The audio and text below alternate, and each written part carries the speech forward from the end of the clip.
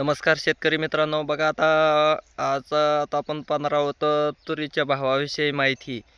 आता पाठीमागं तुरीच्या भावाविषयी बरेच काय झालेले आहे, चढ-उतार झालेले आहे, आपल्याला ते पाहावयास मिळालेले आहे. त्यानंतर मग आता दररोजच्याच भावामध्ये काय व्हायला लागलेलं आहे, तुरीच्यात फरक व्हायला लागलेला आहे. चढ-उतार पाहावयास मिळायला लागले, कारण तुरीचं मार्केट हे खूप मोठं मार्केट असल्याने जसं कापसाचं मार्केट आहे त्याच पद्धतीने हे तुरीचं मार्केट आहे. आणि त्यामध्ये मग जेवढी कापसाची लागवड होते तेवढी तुरीची होत नाही. त्यामुळं मग थोडंसं उत्पादनही ह्याचं कमी असतं. आणि मा मार्केटमध्ये ह्याचा भाव जरा थोडासा काय झालेला आहे, उतरला होता. कापसापेक्षाही जास्त काय झालेला होता, तुरीचा भाव गेलेला होता, पार गगनाला भिडलेला होता. आणि शेतकऱ्याची तूर काय झालेली होती, बाजारात आलेली असल्या कारणानं पहिल्यांदा निघायच्या अगोदर तुरीचा भाव बऱ्यापैकी होता असं म्हणावं लागेल. नंतर तूर शेतकऱ्याची निघायला लागल्यानंतर 69, 68, 69, 70, 72 असा भाव झालेला आहे. त्यानंतर हळूहळू मग काय झालं, त्यात बदल झाला. त्यानंतर 72 झाला, 75 झाला, त्यानंतर 80 झाला, 8,500, त्यानंतर 9,000वर पार काही दिवस टेकला होता. त्यानंतर परत आणखीन रिवर्स आला. त्यानंतर आणखीन बदल होता, हळूहळू परत 8,000 आहे का नाही, 81, 82 असं भावामध्ये काय व्हायला लागलेलं आहे, बदल व्हायला लागलेला आहे, चढ-उतार व्हायला लागलेला आहे. कारण चांगल्या तुरीला 8,000च्या पुढून भाव लागतो. त्यानंतर जरा जशी तूर बघून काय आहे त्याच्यामध्ये बदल आहे, भावामध्ये काय आहे, भाव फरक आपल्याला पाहावयास मिळत आहे. कारण तुरीचं मार्केट हे काय आहे, जागतिक स्तरावर चालतं, मोठं मार्केट आहे. आणि मग जर आपली तुरीची भारतातून दुसऱ्या देशामध्ये निर्यात केली तर आणखीन काय होऊ शकते, तुरीमध्ये बदल होऊ शकतो.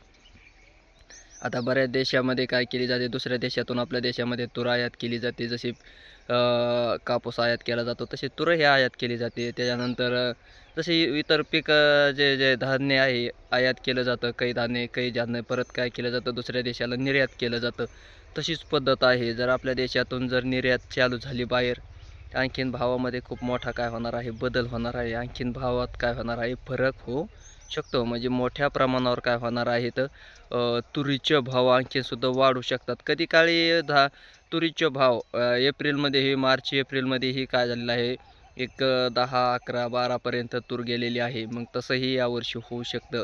त्या कारणानं मग ज्या शेतकऱ्याकडं अद्याप तूर असेल, बऱ्याच शेतकऱ्यांनी काय केली आहे, जशी तूर निघली तशी बाजारभावामध्ये काय केली आहे, बाजारभावाप्रमाणे विकून टाकलेली आहे. आणि काही शेतकऱ्यांनी बाजारभावाच्या आशेने काय केलेली आहे, ठेवलेली आहे. मग अशा शेतकऱ्यांनी थोडंसं काय केलं आहे, थांबून विक्री केली तरी काही अडचण नाही. कारण येणाऱ्या काळामध्ये काय होणार आहे, थोडासा फरक जाणवणार आहे. आता जो भाव आहे त्यापेक्षा भावात काय होणार आहे, फरक होऊन आणखीन थोडासा भाव काय होणार आहे, धरणार आहे, म्हणजे वाढणार आहे. तर 100% काय होणार आहे, भावामध्ये फरक होणार आहे. आणि मग जोपर्यंत शेतकऱ्याकडे आहे तोपर्यंत थोडासा भाव कमी जास्त होतो. आणि शेतकऱ्याच्या हातातली तूर गेली म्हणजे व्यापाऱ्याकडे गेल्यानंतर भावात आणखीन मोठी तेजी होत असते. तसं मग ज्याच्याकडं आहे तूर आहे, ज्या शेतकऱ्याकडं, त्यांनी थांबून थोडीशी विक्री केली तुरीची तरी काही अडचण नाही. कारण सध्या आता मार्केट काय झालेलं आहे, कमी आलेलं आहे.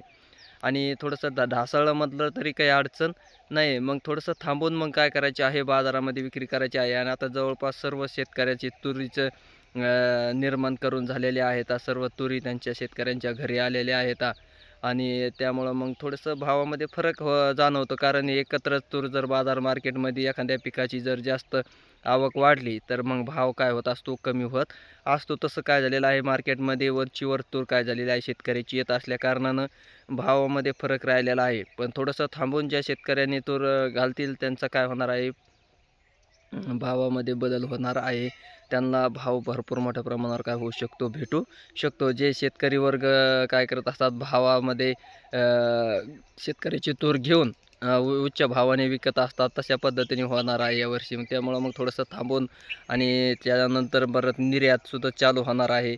जर निर्यात चालू झाली तर तुरीमध्ये आणखीन उच्च अंक गाठणार आहेत. आणखीन मोठ्या प्रमाणावर काय होणार आहे, तुरीचे भाव उचलणार आहेत. त्यामुळं मग ज्या शेतकऱ्याकडं आहे अद्याप त्यांनी थोडंसं थांबून तुरीची विक्री केली तरी काही अडचण नाही. कारण न घाई गडबड करता काय करायचं आहे, आता थोडंसं विकायचं आहे.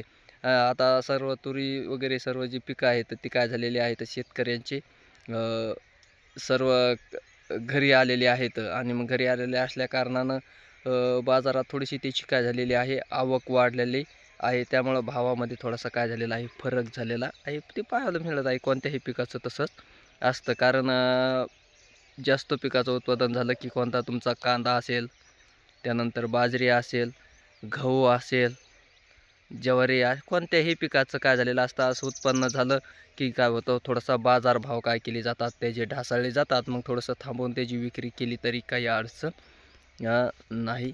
धन्यवाद.